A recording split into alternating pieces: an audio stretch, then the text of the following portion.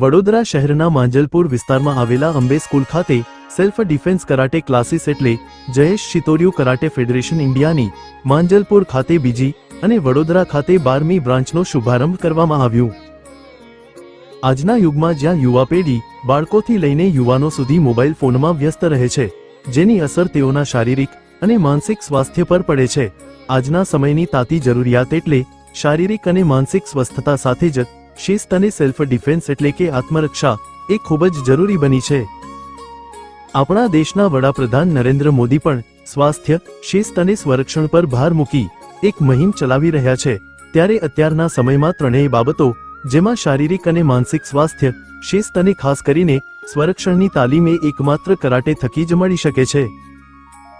વડોદરા શહેરમાં છેલ્લા ઘણા સમયથી જયેશ શિતોરિયુ કરાટે ફેડરેશન ઇન્ડિયા દ્વારા ડાયરેક્ટર અને ચીફ કોચ જયેશ ધાયબર, હેતલ જયેશ ધાયબર તથા રેખા પંચાલની આગેવાનીમાં ઘણા ખેલાડીઓ દેશ વિદેશમાં કરાટેમાં પોતાના ઉત્કૃષ્ટ પ્રદર્શન સાથે વડોદરાનું અને જયેશ શિતોરિયુ કરાટે ફેડરેશનનું નામ, પોતાના પરિવાર અને શાળાનું નામ રોશન કરી રહ્યા છે।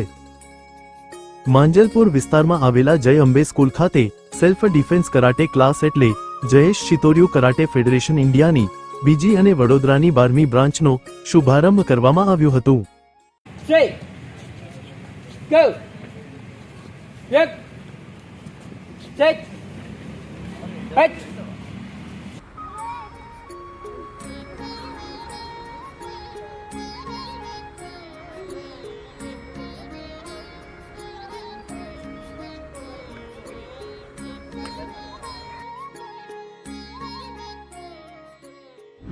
आज रोज માંજલપુર અંબે સ્કૂલ ખાતે સેલ્ફ ડિફેન્સ કરાટે ક્લાસીસ એટલે જયેશ શિતોરિયુ કરાટે ફેડરેશન દ્વારા આ માંજલપુર ખાતેની અમારી બીજી બ્રાન્ચ છે અને વડોદરા ખાતેની અમારા 12મી બ્રાન્ચનું ઓપનિંગ થઈ રહ્યું છે।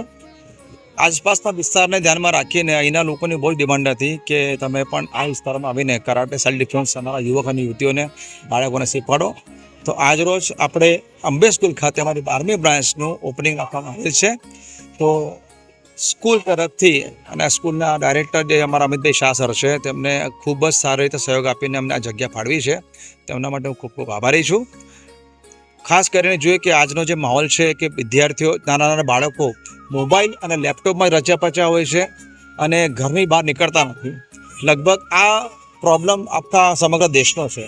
અમે માનનીય વડાપ્રધાન મંત્રી અમારા જે છે નરેન્દ્ર મોદીજીનું સપનું જે સાકાર કરવા જઈ રહ્યા છે કે સ્વસ્થ ભારત અને એક મજબૂત ભારત, અને બાળકોને હવે ધીરે ધીરે ઘરમાંથી બહાર કાઢીને એક એવી પ્રવૃત્તિ તરફ તમારે દોરવાના છે જેથી કરીને શારીરિક અને માનસિક રીતે આ લોકો સક્ષમ રહે અને દેશ વિદેશમાં થતી કરાટેની સ્પર્ધાઓમાં ભાગ લે, ખેલ મહાકુંભમાં ભાગ લે, સ્ટેટ અમારી જે કેડીએફની બોડી છે એની ટુર્નામેન્ટમાં ભાગ લે અને કંઈક ઉત્કૃષ્ટ પ્રદર્શન કરીને વિશ્વના ફલક પર આપણા દેશનું અને રાજ્યનું નામ રોશન કરે।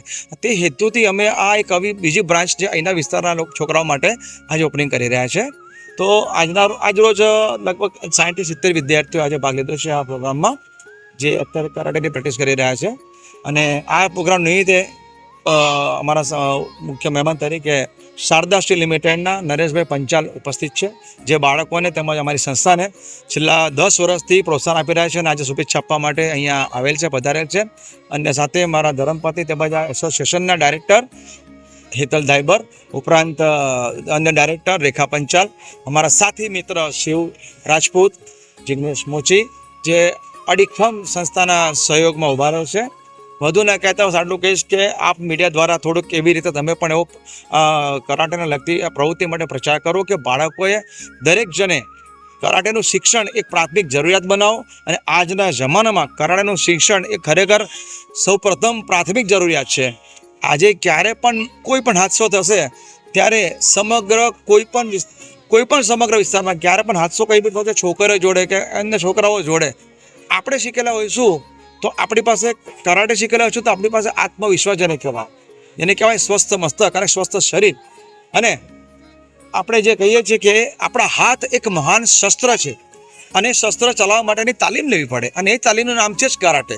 તો બસ કરાટેના માધ્યમથી જ અમે બાળકોને એકદમ કોન્ફિડન્શિયલ આત્મવિશ્વાસ વધે અને કોઈ પણ નિર્ણય લેવાની ત્વરિત શક્તિ એમને ઉત્પન્ન થાય એ હેતુથી આજે અમે કરાટે ક્લાસીસનું આયોજન કરેલ છે. ધન્યવાદ. જય ગુજરાત, જય ભારત. આજ દિને જયેશભાઈએ કરાટેનું નવો ક્લાસ ઓપન કર્યો છે તે બદલ હું એમને શુભેચ્છા પાઠવું છું.